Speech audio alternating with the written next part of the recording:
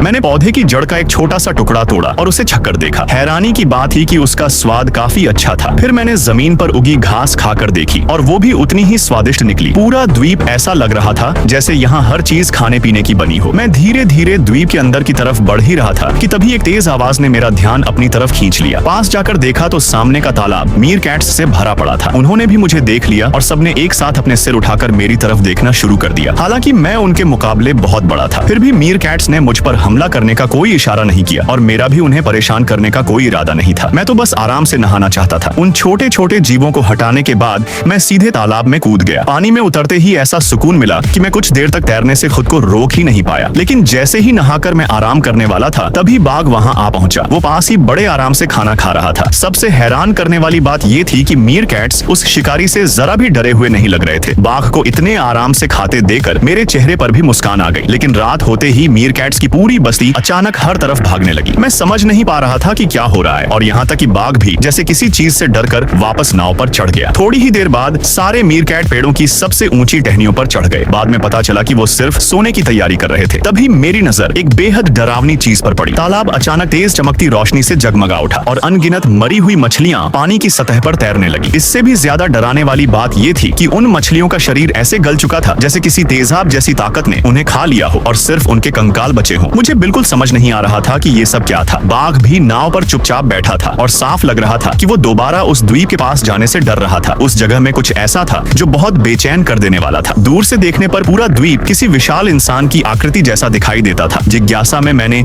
एक पेड़ से अजीब सा फूल तोड़ा और उसे खोलकर देखा। उसके अंदर एक इंसान का दांत छिपा हुआ था। ये देखकर मुझे अपनी आंखों पर यकीन ही नहीं हुआ।